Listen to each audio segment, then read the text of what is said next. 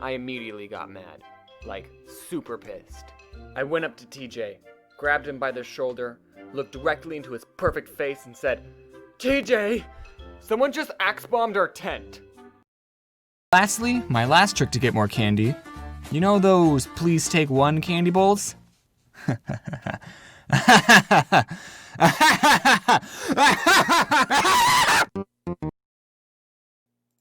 Science fair. I was talking to a friend saying, oh, I know, I can do a video about the science fair and, talk about how much it sucks. And she said, oh, at my school, we didn't do the science fair. What? That friend, and the computer was already logged on, so I was worried that I might be stealing someone else's spot. Then some other guy walks into class and he looks at me and goes, whoa. And I said, oh, is this your spot? You're the odd ones out.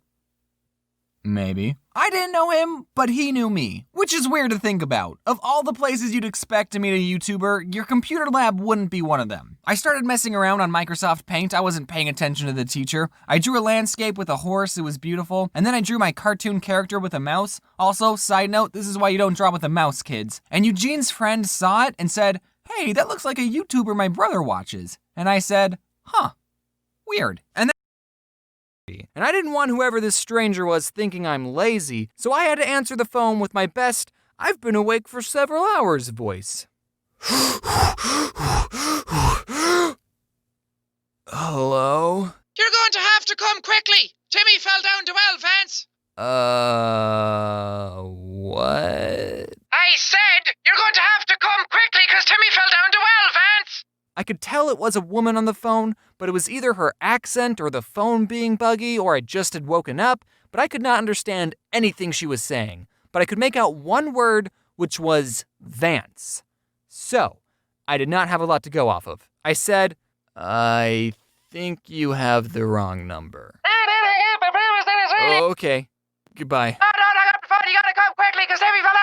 Well, I should probably get the day started, I thought as I went back to sleep. But then immediately I got a call from the same number, and I thought, okay, maybe if this person is calling again, even after I explicitly told her she had the wrong number, maybe it's not a wrong number after all, maybe there's something else going on, maybe it's an emergency, so maybe, talk to me.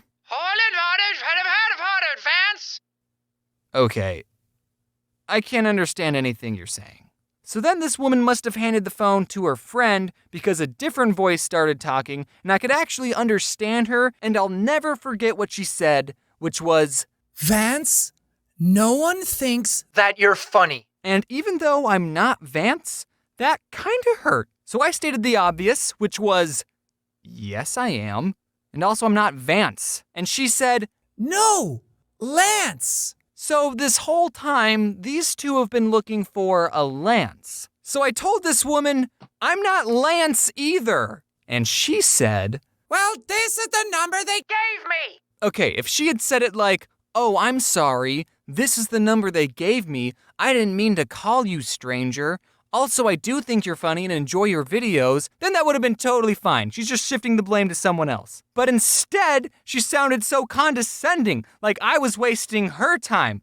Well, this is the number they gave me, and they can't be wrong, so you must be the real Lance. So I said, well, they must have given it to you wrong. Look, I'm too tired to be polite. But then, she hung up on me. Like this woman just basically called a random person, said, you're not funny, and then hung up. So I decided to call her back and said, hey, I just found the real Lance. He's the funniest guy I ever met, and he told me he doesn't give his phone number out to rude pieces of shit.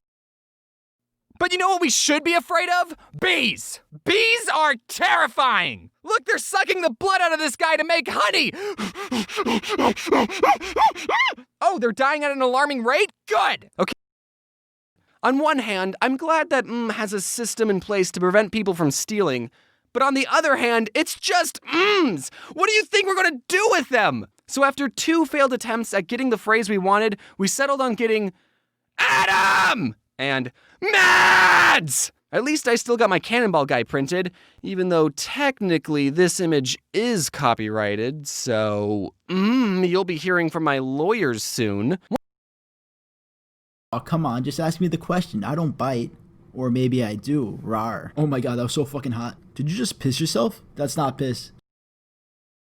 Back when I was in kindergarten, every week my teacher would ask the class to write down what they did over the weekend. It was a good way to learn how to read and write that was both creative and fun at the same time. Now this week though, happened to be a holiday. There was a Greek holiday going on called Apokrias, which takes place about 2 months before Easter, so it's basically around February-ish, and you get to dress up in costume and have fun, much like Halloween, except unlike Halloween, you don't go trick-or-treating because then the Korean family on your block that doesn't speak English is going to have a heart attack seeing this little white boy come back 4 months later after they just gave him a pear the first time.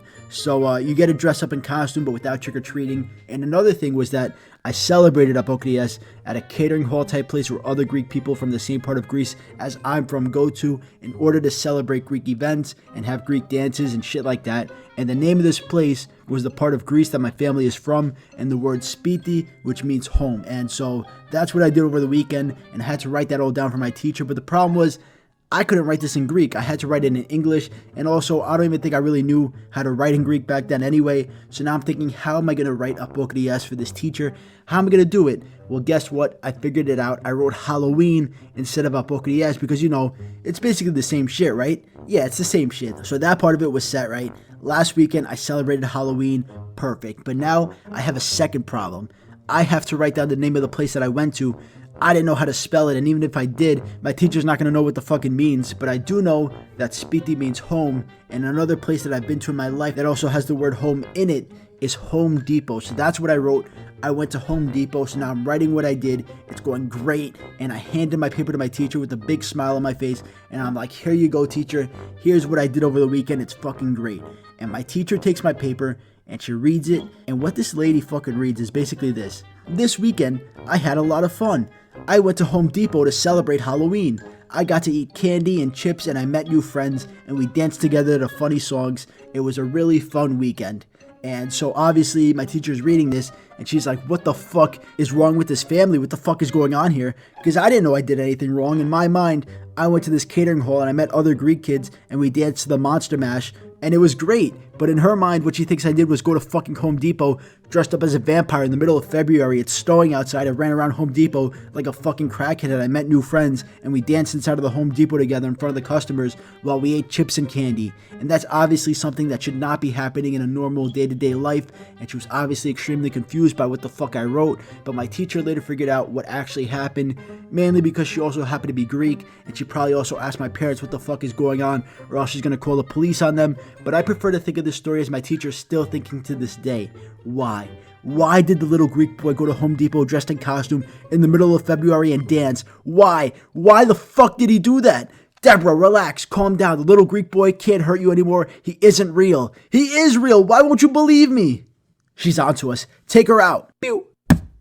Well, well, well. That's what you get for giving my paragraph a 70. Bitch.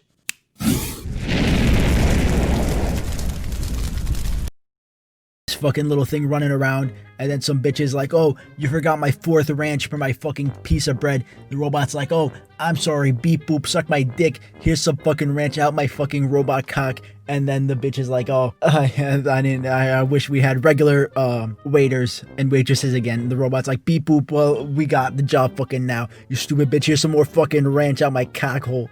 And in that regard, I would really appreciate the robots taking my job, because then maybe these Karens would shut the fuck up. You know, you just go into Starbucks, you're like, oh, I asked for 4 ice cubes in my iced coffee. I didn't ask for 3 ice cubes. They're like, beep boop, here's some fucking coffee out my asshole. And then it just sprays coffee out its asshole into her face, and it's not even iced coffee, it's hot coffee. It's just burning her face off. It's fucking melting. If the robots did that shit, I'd be 100% fine with it. They can take my job any day of the week. But